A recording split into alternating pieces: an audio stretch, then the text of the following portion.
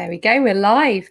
Oh, well, Simon, it's so exciting to have you with us for our Fresh Expressions kind of live conversation. Thank you. Thanks for taking the time out. Have you had your lunch yet, or are you going to have it afterwards? I managed to get a quick sandwich down my neck.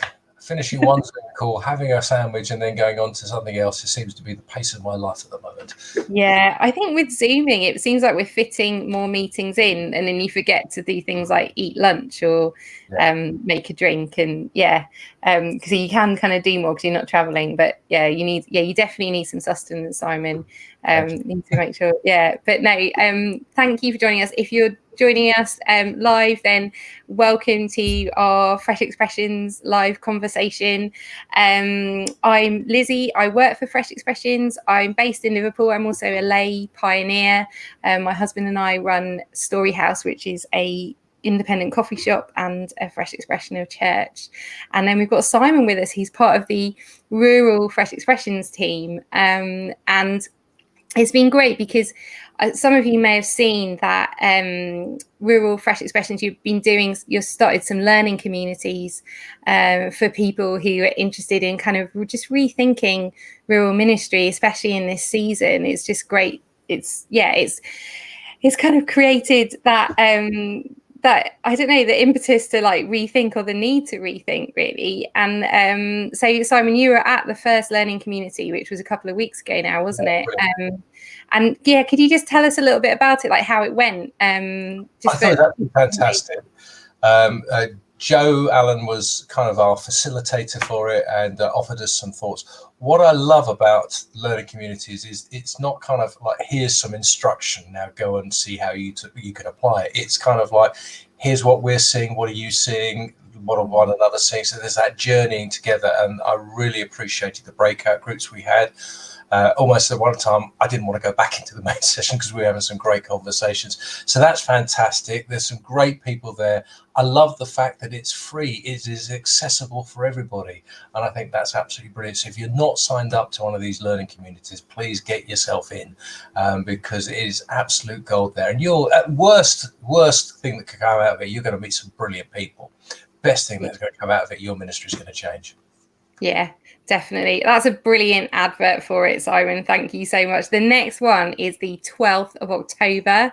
It's a Monday, and there'll be more details. There are details on our Facebook page, but also I'll put them up again. So if you can't see them, and you can sign up. So do come and join us, because it's a really great time to just give a bit of space to think like ministry and what could be. If you're joining us live, or then we love to hear from people. So say hi, and if you've got any questions for Simon, to ask from his wisdom about rural ministry, then he's not got corona. Definitely not have. If you've got any questions, then do put them in the comments, and we will try to address them. So Simon, to start off with, let's start with a really easy question. Where are you in the country? I am on the Suffolk-Essex border, so if I walk to the pub, I am in a different county. We have a small holding. I live here with my beautiful wife, and we have a number of horses, we have sheep, we have a number of dogs, we have a number of chickens, soon to have a number of goats, and daughter and grandchildren who are very close by, sometimes really, really close by. So it's fantastic. It's a lovely part of the world. Amazing. Oh, wow. I'm quite impressed. That's quite a lot of animals you're looking after there. That's yeah. So can you like make cheese or anything? I don't know. Or not from horses. No, we haven't figured out how to do it. With your goats, you got any plans? I love goat's cheese. The idea is, what we're trying to do is we're trying to work towards opening up our sort of small holding to children with autism, because my daughter is autistic, and animals have been really, really helpful for her. So it's kind of like all the animals are really tame. Some of them are a little bit too tame. So the idea is just to have not necessarily animals that are productive, but animals that are tame, don't mind you stroking them. So we've got chickens. If you walk down into the yard, the chickens jump into your arms because they want to be stroked. So stuff like that. That's amazing. Oh, that's fantastic vision to kind of have that space for people to use. I'm going to shout Carol hello from Thorpe Arnold. Thanks for joining us. And then we've got Vanessa from Dormansland, border of Kent, Sussex and Surrey. Wow, she's on 3 borders. Wow. Amazing. Oh, and look, we've got Tim Lee, lovely Tim Lee from a townie. So it's great that he's joining us. So thanks for joining us. If you're joining us live, if you've got any questions, then do pop them in the chat. So Simon, I just really want to hear, like, how did you get involved in Fresh Expressions?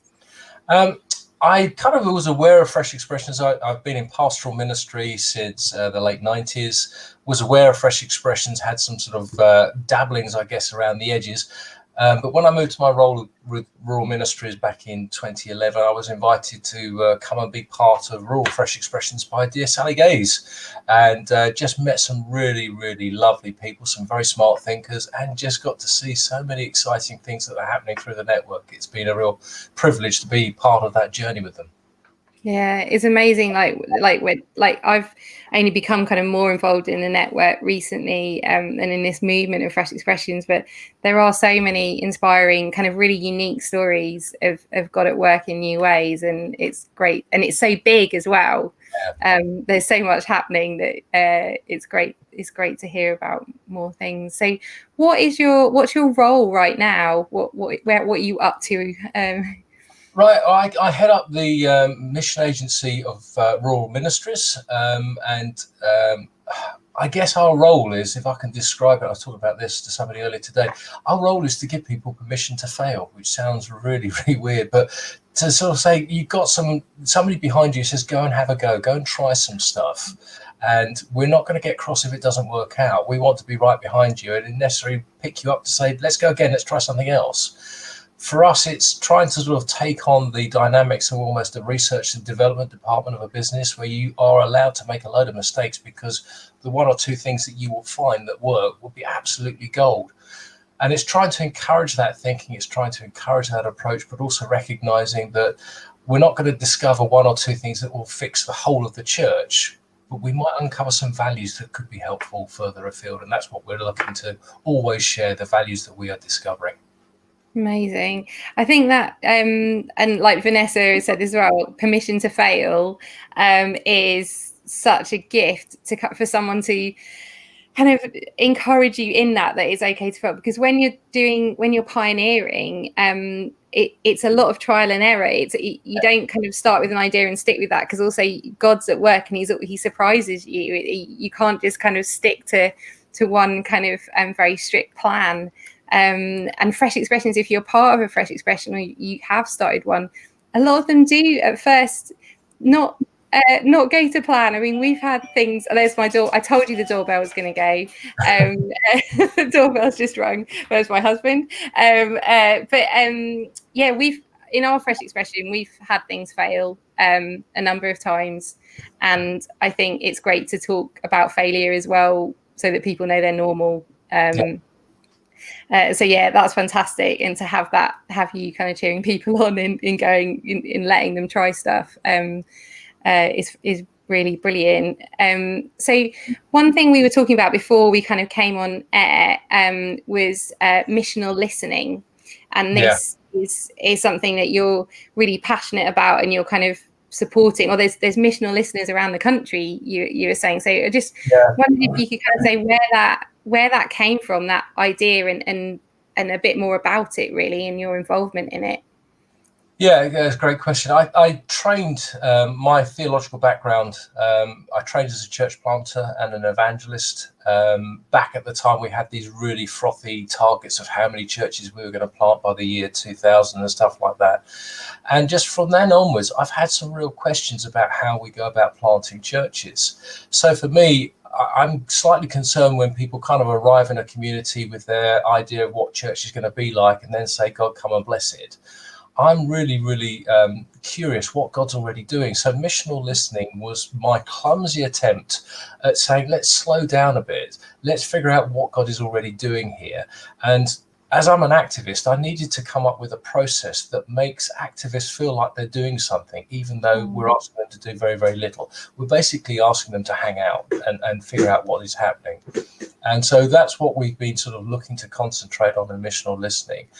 And it's trying to create a process, if I can use the word process, which doesn't have expectations of after X years, you're going to have a church of 30 people, all of whom are giving this amount to the organization and supporting salary.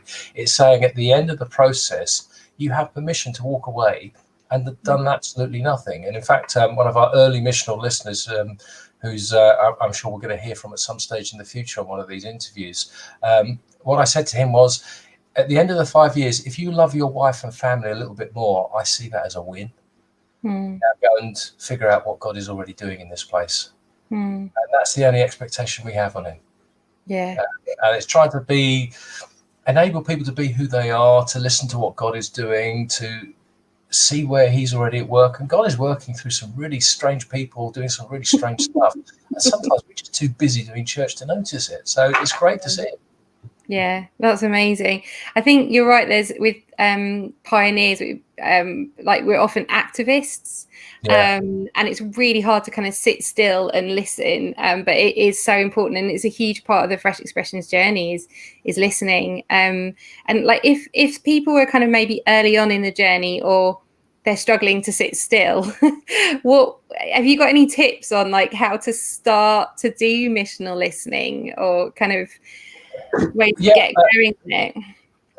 We talk about sort of developing the spiritual gift of curiosity. What's happening here, recognizing that we're a guest. So we talk about spiritual archaeology as well. So we're getting people to look at sort of history books, parish records going back hundreds of years. If there's a historical society, they will bite your arm off if you show any interest in what's happened in this place going back a few years. So you'll be almost sort of like an investigator trying to figure out what's happened here before, because the chances are these things still shape what is going on at the moment, and maybe the community is unaware of that. So it's that kind of proactive role of investigating, of being curious, and always asking the questions why when you're meeting people, just trying to find out their stories. It's not a rush to share our story or try to unpack the gospel in 3 easy lessons. It's actually just hearing their story and then making the connection. So you're constantly praying as you're talking to people and meeting them, God, what are you doing here? Reveal to me where you're at work. Help me to make the connections. And then it's just kind of letting what the Spirit does best, which is kind of join all the dots and do something quite profound. Yeah. Amazing. That's so helpful. And it's great. Like, I think it's kind of trusting the process, because I think we're so focused on results, but it's like that is the work. Like the listening is the work. It's not like waiting for then something to kind of show for it. That's a big part of it. And yeah, connecting with people and those people of peace, and just seeing what's happening. I know at the moment with lockdown, like I've got this idea. I was getting really frustrated with our congregation because I was like, it's not kind of working the way I kind of hoped. And then I was just like, oh God, can you just show me what you're doing? And then it's like, well, what about these people over here? This is happening that you weren't expecting. And you can get really blinkered, even when you're in the middle of a fresh expression. When you've done the listening, you still have to keep doing that. I think it's not that bit's over. You've got to kind of keep going back to that and hold that posture.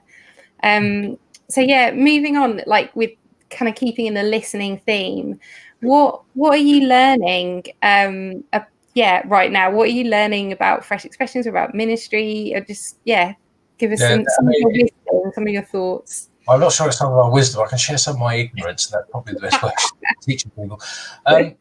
I think kind of every day is a school day when it comes to sort of working in a pioneering role. So it's never saying that I've arrived, I've learned everything. It's saying there's always something new for me to discover.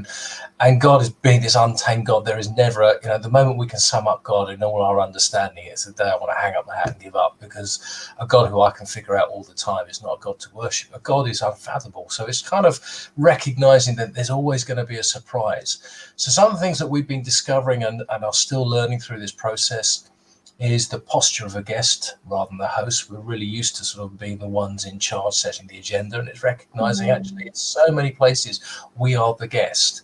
And with that, it's understanding that solidarity with comes before service too. We can't go and sort of rush and serve a community and look for things to do until we really identify with that community. And people want to know, are you going to hang around? Are you really one of us? Or are you just here for a season because you want to see us as sort of another metric to measure? So it's, you know, people have a real heart for communities, but it's just saying, look, you need to be there and show them that you're one of them. You can't do things from a long way off, and people can spot you really early on if it's kind of a bait and switch model that we'll do this if you come here. Actually, it's just, we're going to do this and bless you because it's brilliant to do it, and not to be afraid of asking the community to help you. It's often we have this thing of we've got to do something for the community, and you know there's some great motives behind them. But I'm really taken that when Jesus has the encounter with the woman at the well, the first thing he asks her is, "Can I have a drink?" And so often, you know, we want to do all the work, but actually the community will really appreciate you asking for their help. Other things that we're discovering is slow is often wiser than we think, that things take time. And we're used to perhaps operating, and I don't mean to sort of be destructive of any denominations, but we're used to operating within metrics that say within 3 years or 5 years, this has to produce a result. And often what we do over 10 years and longer is far more profound. So it's recognizing that we're digging in for the long haul. We're not just here as a project and then we go.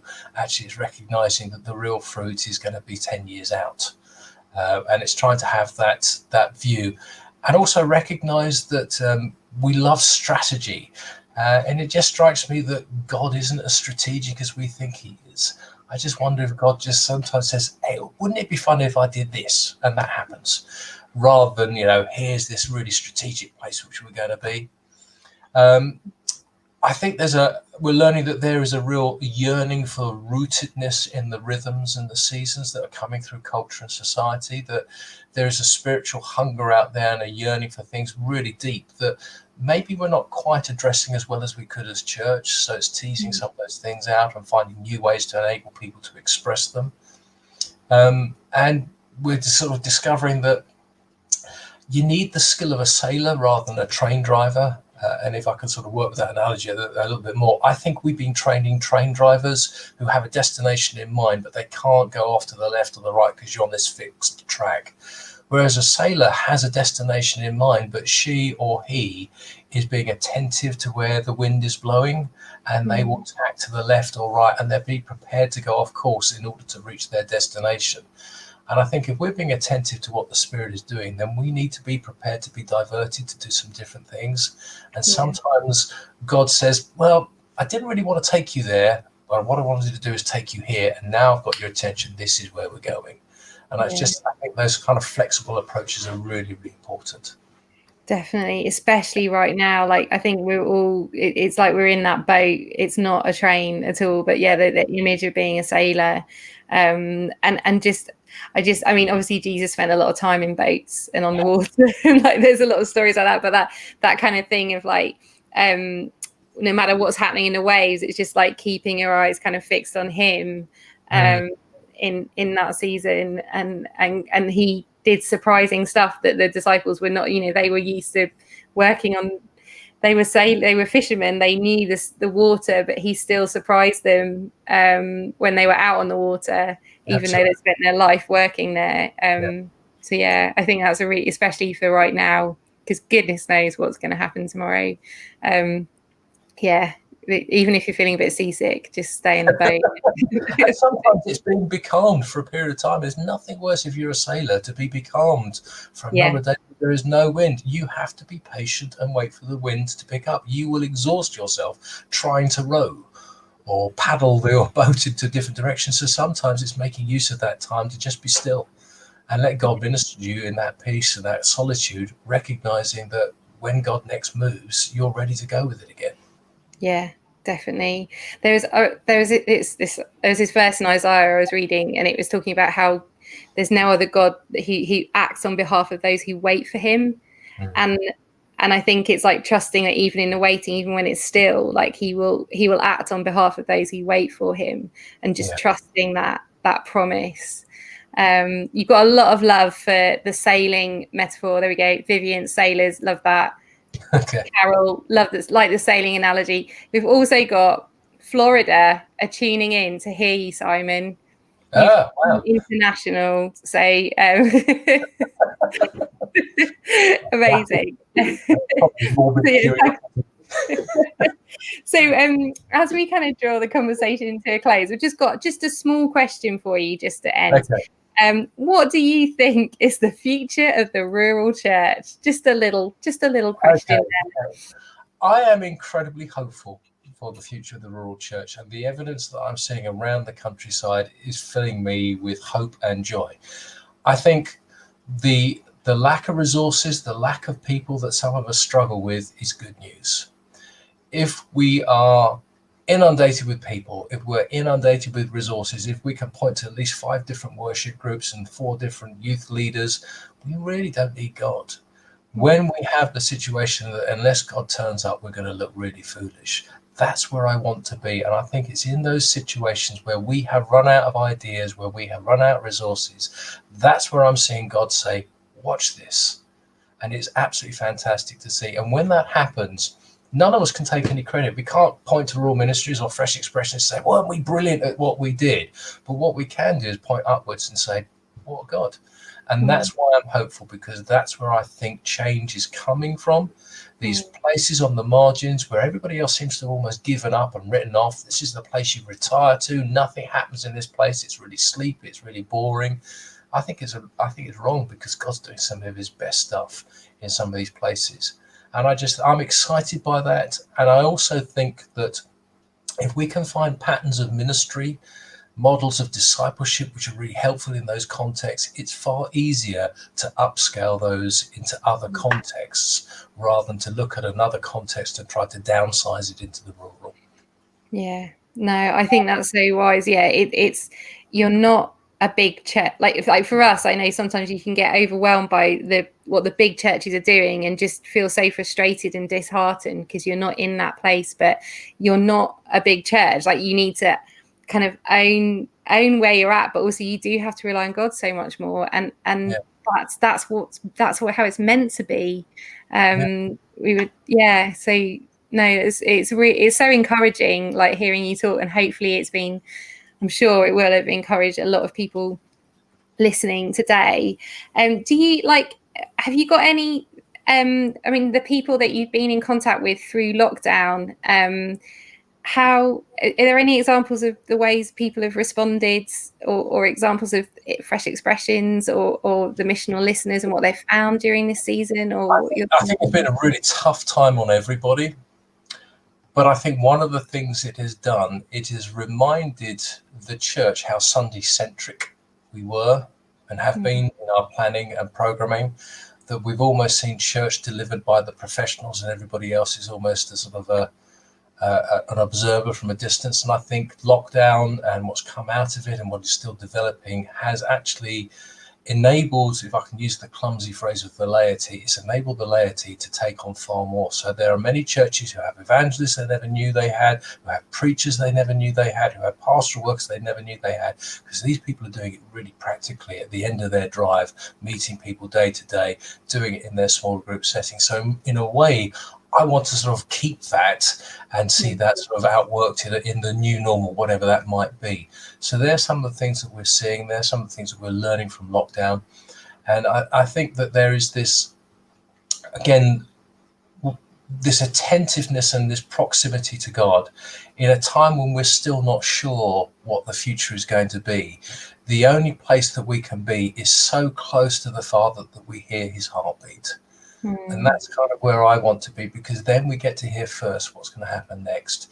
So when all this uncertainty is going on, when all this confusion and all this grief is happening at the moment, it is a really difficult place. It's reminding ourselves of who we are, reminding ourselves that we're a people of hope, and being attentive so close to God that we can hear his heartbeat, because then we'll be able to respond with whatever happens next, and be prepared to be surprised, because it might not be what we expect.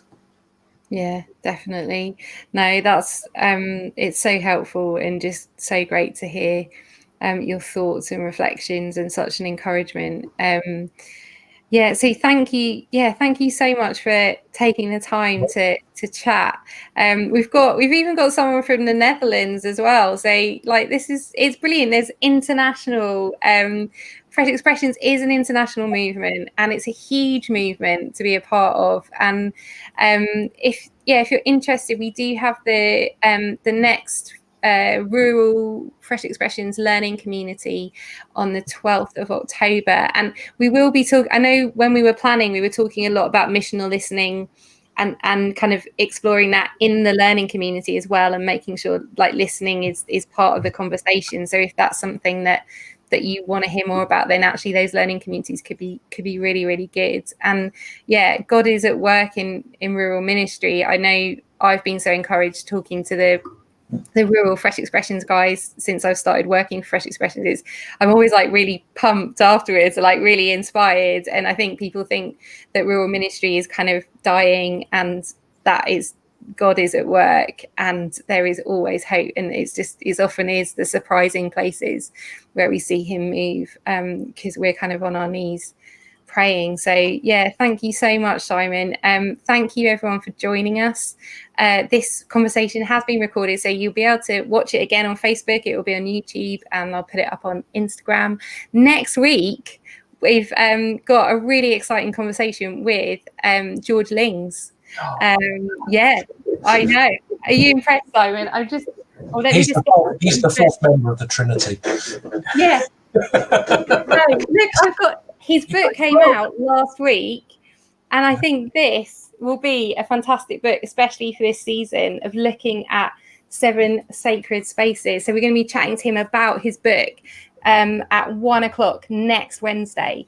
So do come and join us for that. He's a wise man, isn't he? He's a fount of knowledge for Fresh Expressions, and just there's so much to learn from him. So really excited about that. Vanessa has asked, can you kindly close in prayer for us all? Yeah, I'm going to ask Simon to do that. Okay. Can I use a Wild Goose publication then? Is that all right? Can I use a Wild Goose prayer for today? Of course. Yeah, it's just something that I read of. There's a fantastic Wild Goose resource called Heart for Creation. I recommend that to you. You can see that. Great book in there. But this is the prayer, and it's been a prayer that I've been using a lot myself in a variety of situations recently. Brilliant.